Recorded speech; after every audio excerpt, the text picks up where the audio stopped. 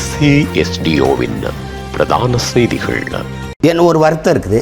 இவ்வளவு பேசிய மகன்களுக்கு, இவ்வளவு போராடிய பிள்ளைகளுக்கு, இவ்வளவு உண்மை நேர்மையுமா, இவ்வளவு மாற்று அரசியலை, தூய அரசியலை எடுத்து வைக்கிற பிள்ளைகளுக்கு நீங்கள் 10 லட்சத்தை வாக்கை போட்டு விழுக்காடு கொடுத்துருக்கூடாதா அப்படின்னு ஒரு வருத்தம் இருக்குது. அவ்வளோதான்.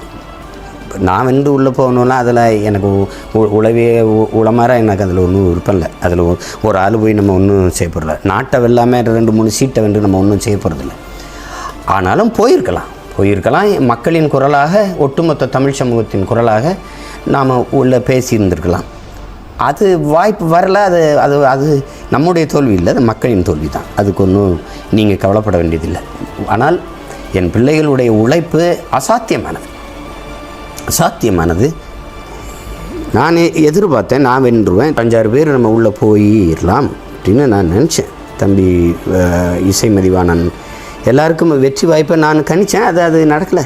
அதனால ஒன்றும் இல்லை. நம்ம போய் இன்றைக்கி இல்லைன்னா நாளைக்கு போகிறோம், அவ்வளோதான். ஆனாலும் உங்கள் உழைப்பு அசாத்தியமானது.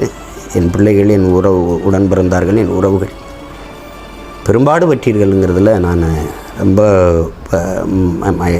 மகிழ்வோடு அதை பகிர்ந்துக்கிறேன். இன்னும் கவலைப்படாதீங்க. இன்னும் 10 ஆண்டுகள் கூட நம்ம போராடுவோம். ஆனால் உறுதியாக வெல்லுவோம். அதில் எந்த மாற்றம் உங்களுக்கு வேண்டியதில்லை. எந்த காலத்திலையும் தமிழ் மீதும், என் தாயின் மீதும், என் தலைவன் பிரபாகரன் மீதும் ஆணையிட்டு சொல்லிட்டு தடம் பெறல மாட்டோம். தன்னலத்திற்காக சமரசங்களை செய்ய மாட்டோம். எவருக்காகவும் எதுக்காகவும் பதவிக்காக, அற்ப பணத்திற்காக போயிட்டு சமரசம் செஞ்சுட்டு செய்ய மாட்டோம். அதில் எந்த சமரசமும் எங்களுக்கு இல்லை, நமக்கு இல்லை. நம்ம அதை செய்ய போகிறது இல்லை. நமக்கு அப்படி ஒரு வெற்றி தேவையும் இல்லை.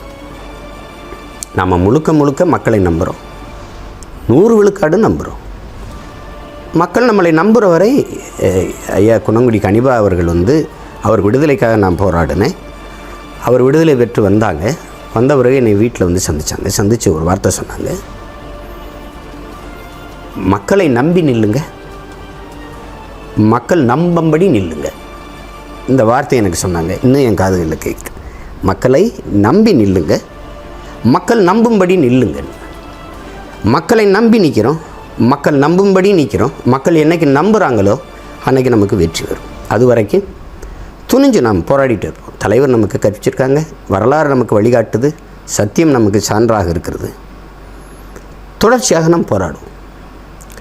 அதில் என் உயிருக்கினியவர்கள், என் உடன் பிறந்தார்கள். கடலை தாண்டிட்டோம், கரை தான் இருக்குது. புரட்சியாளர் அண்ணல் அம்பேத்கர் சொல்கிறார் பாருங்க, நீ எந்த நோக்கத்தை கொண்டிருக்கிறியோ அதில் அசைக்க முடியாத நம்பிக்கை கொண்டு இருடாங்கிறார். நீ யாருக்கோ ஒருத்தருக்கு உழைக்கிறேங்கிற நம்பிக்கையை முதல்ல அந்த எண்ணத்தை கைவிடு. நீ பிறந்த பெருமை மிக்க இனத்திற்காக போராடுகிறாய், பாடுபடுகிறாய் என்கிற அந்த எண்ணத்தை கொண்டுருங்கிறாங்க. அதில் நம்ம உறுதியாக நிற்கிறோம். இப்போ அதில் என் அன்பிற்குரியவர்கள், என் அருமை உடன் பிறந்தார்கள், பேரன்பு என்று நான் நேசிக்கிறேனது நாம் தமிழர் சொந்தங்கள், உலகெங்கும் பரவி வாழ்கிற என் தாய் தமிழ் உறவுகள், உங்கள் பிள்ளைகள் எங்களுக்கு துணையாக நில்லுங்க. கடந்த கால தேர்தலை விட என்னை கஷ்டப்படாமல் நீங்கள் பார்த்துக்கிட்டாங்க. பிள்ளைகளுக்கு கட்டுத்தொகை போடுறது, கொஞ்சம் செலவுகள், அதெல்லாம் பார்த்துக்கிட்டாங்க. அப்புறம் பெரும்பாலான இன உணர்வு உள்ள பெருந்தகைகள் நம்மளை கஷ்டப்பட விடலை. இப்போ முந்தைய தேர்தலில் நம்ம சிரமப்பட்டோம். இது நம்ம உள்ளாட்சி தேர்தல் இருக்குது. அதில் நம்ம உறுதியாக போட்டிடுவோம். அதுக்கு அநியாயமாகவும் அதுக்கு தயாராகிடுவோம். 5 ஆண்டு காலம் இருக்குது. இந்த 5 ஆண்டு காலமும் நம்ம விளையாட்டு தான்.